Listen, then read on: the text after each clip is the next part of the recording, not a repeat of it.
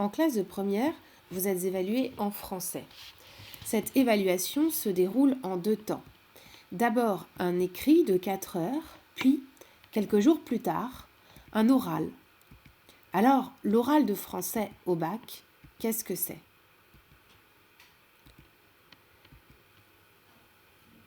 D'abord, l'oral de français est l'équivalent d'un commentaire composé, mais en version plus rapide. Et oui, votre exposé dure 10 minutes, ce qui ne vous laisse pas le temps d'aller autant dans le détail qu'à l'écrit.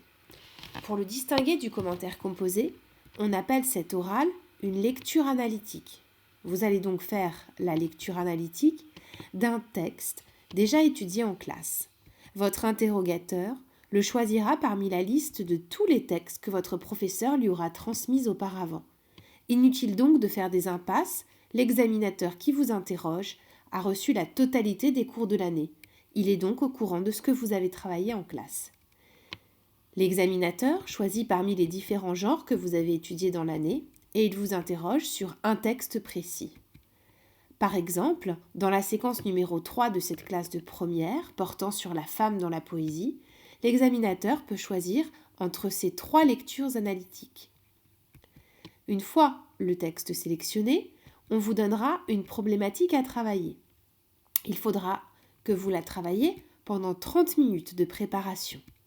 Cette problématique vous sera imposée et vous devrez adapter le plan que vous avez travaillé en classe et que vous connaissez bien à la problématique que l'on vous a donnée. Mais que devez-vous dire pendant votre exposé ? D'abord, le déroulement est le même que celui d'un commentaire composé, avec une introduction, un développement en grande partie et une conclusion. Mais certains petits détails sont différents. Commençons donc logiquement par l'introduction. Elle est un peu différente de celle du commentaire puisque c'est un oral, même si pour commencer, elle est la même. Vous exposez une présentation générale, puis une présentation précise. Mais, petite nouveauté ensuite, vous devrez lire le texte.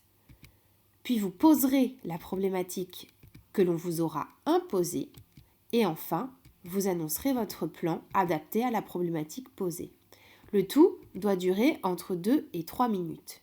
Vous avez compris que contrairement à l'écrit, la lecture du texte est imposée et la problématique est elle aussi imposée. On passe ensuite au développement. Il est le même qu'à l'écrit, puisqu'il contient des grandes parties, 2 à 3, des sous-parties qui développent plusieurs phénomènes. Tous ces phénomènes sont nommés, cités et interprétés. Enfin, vous devez opérer des transitions entre les grandes parties. Le tout doit faire entre 5 et 6 minutes. Attention, ceci dit, comme vous êtes à l'oral, vos transitions doivent être soignées, puisque votre interlocuteur a forcément plus de mal à vous suivre et ne pourra pas revenir en arrière pour vous comprendre comme il le fait à l'écrit. Donc c'est à vous de l'aider à vous comprendre. De quelle façon ? Les transitions donc devront être très travaillées. D'abord, vous devrez prendre le temps d'annoncer les grandes parties avec des phrases très claires, comme celles que vous avez en exemple, mais vous devrez également montrer les changements de sous-parties dans une grande partie, en utilisant par exemple ce type de phrase. Enfin, on arrive à la conclusion qui dure 2 à 3 minutes. Elle est composée de 2 temps. D'abord, un premier temps dans lequel vous faites le bilan de la question posée. Vous pourrez par exemple employer le type de phrase suivante. Puis dans un deuxième temps, vous devez proposer une ouverture liée au texte. Alors, une ouverture, c'est un rapprochement cohérent et utile avec un autre texte, une œuvre d'art, mais lié au texte étudié. Attention, vous ne devez pas vous contenter de nommer l'ouverture. Il faut l'expliquer, c'est-à-dire résumer le texte d'ouverture si vous avez choisi un texte, ou bien décrire l'œuvre d'art choisie en donnant son nom, son titre, son auteur.